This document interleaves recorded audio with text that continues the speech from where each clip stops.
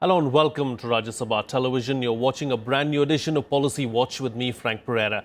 Delhi, by Wednesday evening, officially hit the severe plus or emergency category of air pollution as the smog refused to abate and the air quality index stood at 493. The level went up even further to touch 517. The Supreme Court constituted body, the Environment Pollution Prevention and Control Authority, announced the severe plus category according to its graded response action plan. On October 18th, when the EPCA had announced that Delhi was in the very poor category according to GRAP, member and environmentalist Sunita Narayan had told the press their effort was to stop Delhi reaching the emergency levels seen in 2016. On this edition of Policy Watch, we will discuss the alarming levels of air pollution in the National Capital Region. Joining me on the program today are Polash Mukerjee, Senior Researcher, Air Pollution, Centre for Science and Environment, and Chetan Chauhan, Deputy National Affairs Editor, Hindustan Times. Thank you to both my guests for joining me on this edition of Policy Watch. Chetan Chauhan, I'd like to begin with you. Of course, another year, same problem yet again, and it seems to be getting worse this time around. I think the weather conditions, particularly in the last 2 or 3 days, had been very bad. There was fog, there was absolutely no wind speed, and there was moisture in air, which was the factors which leads to haze, smog, and because of which the pollution levels increased. People blame stubble burning, but personally I think the main cause of such a high pollution levels in Delhi and the neighborhood is the pollution load which is generated within the city. Maybe the vehicles, the biomass burning, the industries which run, even the public transport diesel vehicles. Somebody was saying in Pereira there were 1,000 auto rickshaws which run on diesel. So all these factors contribute. Stubble burning may have a role, but I don't think it is such a big role that everybody is blaming stubble burning for Delhi's high air pollution. If that would have been the case, I think Karnal, Panipat, Sonipat, Chandigarh should have been equally high pollution levels, which was not the case. It can be 10 to 15%, but not more than that. So the problem lies within, and we have to deal with the problem from within. We cannot ask Punjab and Haryana government always to solve the problem. And unfortunately, even the central government and the Delhi government have not been realizing the problem. They are looking at short-term measures. The long-term measures which we spoke even last year, maybe last year. We've been speaking about it every year. I mean, we've been eternally, I should say. We've been speaking about it eternally, but nobody is willing to take the measures which may bring some sort of a hardship for people in the short term, but in the longer run, it is beneficial for health of everyone who is living in the city. And it's the time we need to take the harsh measures, which includes curbs on diesel vehicles, the number of vehicles you have, high parking rates, some sort of restriction on increasing burden of vehicles on Delhi roads. If you see in the last 15 days, you see in the most places in Delhi, there has been traffic jams, congestion which has increased. And if you see the locations, it's a cloud of smog or fog. In that area, you cannot breathe. Sure. If you stand there for 15 minutes, I think you can even fall and faint because of high density of pollution there. So the problem is from within, and we have to solve it from within. Sure. You know, Polash Mukerjee, it's not something new. We knew that this was going to happen. We knew that, Delhi is going to choke yet again. But, I mean, here we are talking about this problem, and then we're going to be here again next year in 2018 talking about this very same problem. Why is it that we don't understand what the problem is and do something concrete?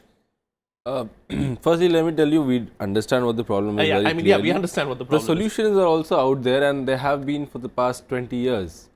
It's just that the willingness to do what it takes isn't there anymore. I mean, it was never there in the first place. It's slowly getting there, but it isn't there anymore. So, what needs to happen is to work on the efforts that I was talking about round the year. When you talk about road dust, we know what to do. We have to green the sides of the roads, you have to have green dividers, maintenance and upkeep of the surface of the road. This is a year-long process. You can't wake up 10 days before Diwali and say, okay, we need to prepare for the pollution season. I mean, even the rest of the year is not visible, but we are still at poor to very poor levels, which is, I mean, right now the levels we are at, it's debating whether somebody had asked me, are the levels this year worse than last year? It's like asking somebody, did you get shot 9 times or 12 times? Doesn't matter. You're dead anyways. So what needs to be done is take a look at the sources and work on it in a long-term process. Like sir said, stubble burning is definitely one of the major contributors, but it's the addition to on top of the existing load of pollution that Delhi already has from the long-term sources, vehicles, industry, burning of landfill sites. There's constant fires burning in Ghazipur and Bhalaswa. These are all issues that persist through the year, and the additional seasonal load of fireworks and crop burning adds to in addition to the weather conditions like what we was talking about, makes the smog what it is today. You know, do we need some policy level changes to ensure that this problem does not recur? Policy level changes have been talked in the past. CPCB, the Environment Ministry, had come with 30-point, 40-point charter. It has been in the works for years now. I think the policy intervention is definitely required, but again, as it happened in the case of CNG also similar sort of situation was there, and the state government was not willing to do anything much until the Supreme Court said they will initiate contempt proceedings against the then Chief Secretary, summoned the Chief Secretary to the Supreme Court and said you have to implement it. Until the court, highest courts or the NGT take a stern action, put some people from the government behind bars. It is a very harsh thing to say. Until then, I don't think the governments will take any sort of action. For them, politically, it does not suit to take that sort of action, because on that day, on that year, for that period, people will go against the government in power. So, I think the onus for me is not on the political leadership, because they have failed us. The onus is now on the courts to take stern measures, direct the governments to do it in a limited time frame. I think the courts should direct that within this time frame we have to give, or action will be taken of contempt to court against officials who are not able to deliver. Only then we will be able to see some positive change. You know, the measures that have been announced now, you know, stopping of construction work, stopping of burning at dumping sites, are these enough for the time being at least? These are very reactionary steps. These are, knee-jerk measures. These are knee-jerk measures that will cut down the pollution at its very peak. What you need is something that targets it right at the source. This also, by the way, I agree with what my co-panelist was talking about. Over the past year, definitely some action has been taken, but all of these actions, be it imposition of ECC, green tax on entry of on trucks, or be it the preponing of the BS4 emission standards, has been led by the judiciary. The executive is totally missing from this, and unfortunately it is true that pollution is not nowhere close to the being on the political agendas of the national political parties. Outside of cities like Delhi and Bangalore, it is not a national political issue, the environment or pollution, and this is what we need to change. You and me as citizens need to go up and ask our representatives what is their party's stand on pollution, on civic issues. This is what needs to happen. Talking about the steps that have been taken just yesterday, these include banning the entry of commercial vehicles, Yes. banning all kinds of construction activities, and enforcing even higher bans on violations on construction dust and construction activities.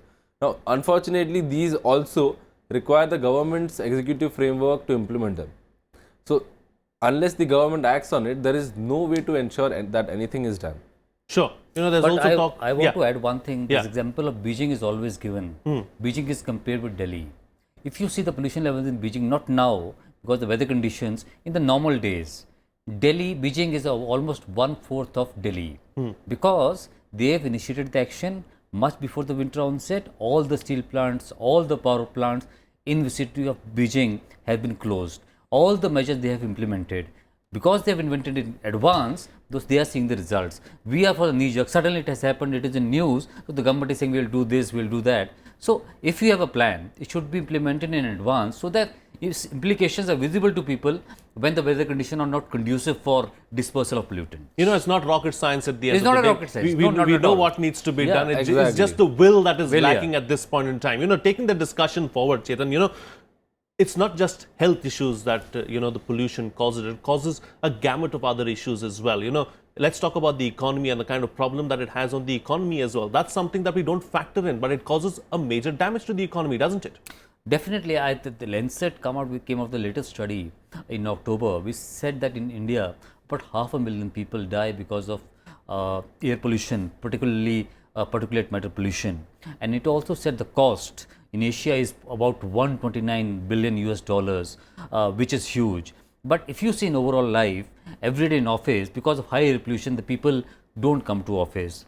In agriculture field also, people don't go out. So economic cost, to me, I think one study was done by Planning Commission a few years ago, which said that air pollution, high air pollution, the GDP loss can be 0.5 percentage points on the yearly terms. It can be there if it remains high for a longer period. So economic cost is definitely there, and the benefits is much more. I'll again give you the CNG example. When the CNG was introduced, it provided an alternate employment to a large number of people, which helped in Delhi's economy also. So looking for alternates is not only about job loss, it creates an alternative which provides economic impetus to the city, the place, and it's beneficial to health also. If for in winters, if you see children, most of the families, the burden because of disease is very high. I will estimate that 10 to 15% of the income additional they have to spend every month on healthcare because of the higher pollution. So that is also economic burden. So there are huge number of economic burdens which people face because of air pollution, and productivity loss is one of the biggest factors because of air pollution, which happens in cities, maybe in agriculture areas. The impact is there. And secondly is the impact which is not measurable in that way on the agriculture output. There is an impact on agriculture output also because of high air pollution. Sure. Not just agricultural output, like right now they have announced a 5-day ban on all schools have been shut down for 5 days. Who will account for the loss of learning in those 5 days? Children don't get to go to school. A lot of daily wage laborers lose out on their income for days together because of the loss of health. Yeah, and the output too, because of the working conditions at this point in time, just reduces drastically, and that has a cascading effect on everything else. Quick closing comments from both my guests now, on the way forward, really, what needs to be done? You need to put in a long-term plan, and like he said, a long-term vision and very clear set of steps that look at each source of pollution and give out a strategy in the medium and long term to achieve definite targets by say 2020 or 2022 in terms of improving the air quality. We need to look ahead and have a long-term plan is what you're suggesting. Yes. Yeah, my only thing that Punjab ka Amarinder Singh, Mr. Khattar, Mr. Kejriwal, they should set aside the political differences, come together for betterment of people in the entire region. Air pollution does not hit on the basis of political ideology. It's everybody. So I think they should not play politics over air pollution and come together to ensure that people's health is foremost in the political agenda. Sure. All right. On that note, then we'll have to call it a wrap on this segment of Policy Watch. I'd like to thank Polash, Mukerjee and Chetan, Chauhan for joining me on the program and putting things into perspective for us. It's time for a short break now. On the other side, we will discuss the impact of crude oil prices on the economy and the markets. Stay tuned. We'll be right back.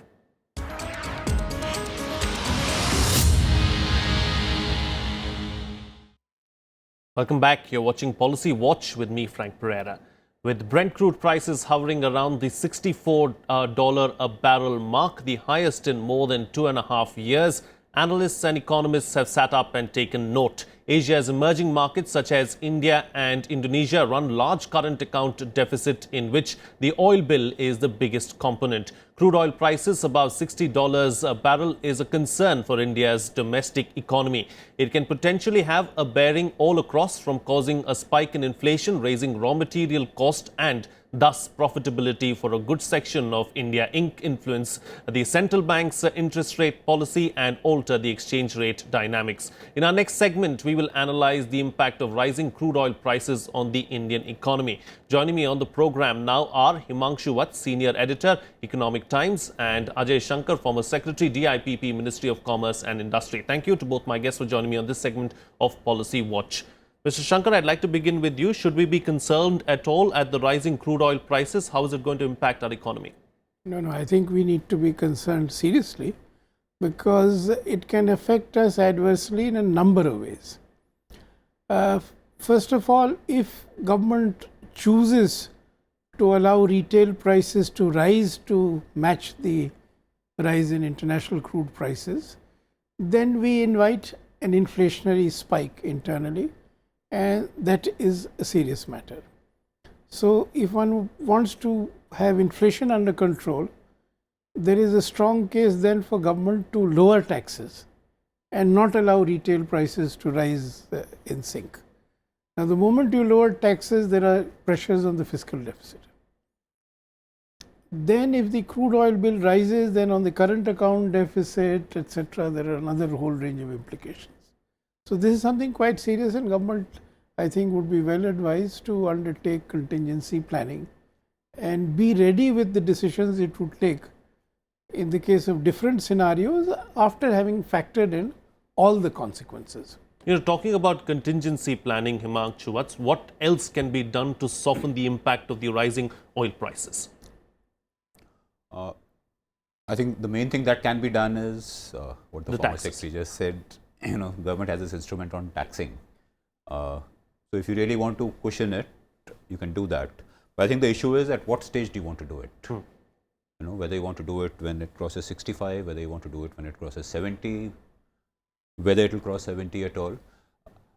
I think the approach needs to be, you got to be very balanced and patient, because you know, what's happening in the oil market is historically you had Saudi Arabia as the swing producer. You know, they could go up or down in their production depending on what they want to do with the market.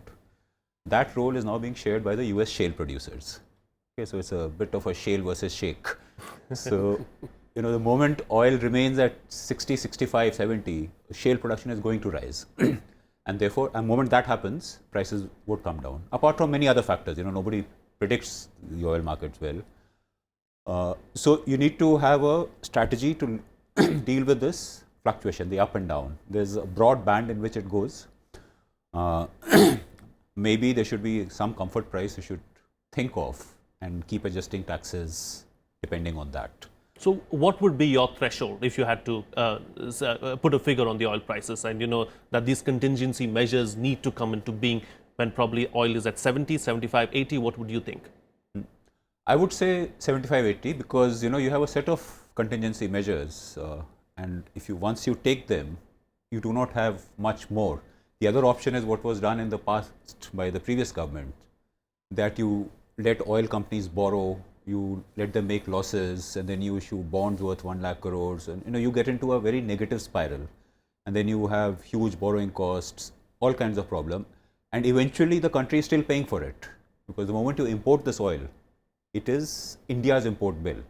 Now, whether I pay through, you know, a little more on my petrol or diesel, or whether I pay for the economic mess that is created by not being transparent about it, by making public sector make losses, and then let the budget fund them. So all that gets pretty complicated. Yes, indeed. Okay, let's not get into the complexity of things, but you know, as far as the oil sector is concerned, Mr. Shankar, we've seen that the government is moving towards, you know, consolidation in the oil sector. Do you believe that bigger oil companies on the whole can deal with this problem in a better way? I don't think so. I don't think so, because if the international crude price is 70, it is 70. If it is 80, it is 80. Now, whether I am one large buyer from India or there are 3 large buyers from India, I don't think it makes a difference. And you know, everything that's happening on the international market, you know, the tensions between Iran and Saudi Arabia, everything that's happening within Saudi Arabia over the last few days, you know, we've seen the purges happening. Do you think that that is going to have an impact on the oil prices?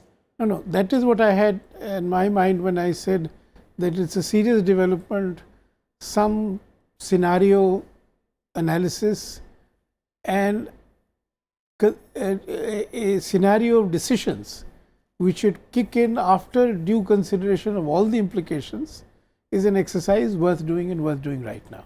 Because we really don't know how the Middle East would go, because what is happening in Saudi Arabia could lead to considerable instability. We don't know how it would go.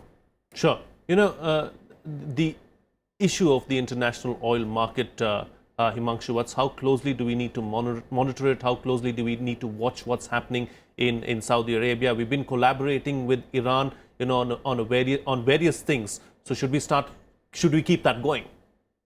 No, I think we should keep that going. You of course need to monitor it very carefully, and the strategy has to be both short term, medium term, long term. Short term, as I said, you got to be prepared for an up and down and have a strategy. The other thing is in the long term, India has, I think, made the maximum strides globally in the move towards solar energy, wind energy, various renewable sources. There's a very strong move towards electric vehicles. So I think for the long term, it is, the dependency on imported oil that has to come down. So A, by substituting it with free sources like nature, wind and solar, and B, by giving a much bigger push to energy efficiency, which is happening, with whether it's the LED bulbs or you have energy star rating of appliances. So these various things have to go on together with good governance for the medium to long term. In the short term, I think you have to be a little patient also. It's a volatile market. It's a market which many strong forces in the world want to manipulate. There are huge fund managers involved, and there isn't too much you can do about it. As Mr. Ajay Shankar was saying, if oil is at 80, it is at 80. The only difference that can be made is, to come back to the point you raised with him, if there's one buyer instead of 5 buyers buying, maybe he can get it a few cents cheaper in the spot market. Sure. That's about it. Sure. Yeah. So it's not going to make too much of a difference, really, is what what both of you all are suggesting. Taking the discussion forward and talking about the oil prices and what kind of an impact it will have on the economy, it will definitely have an impact on the rupee and the way it appreciates or depreciates, doesn't it, Mr. Shankar?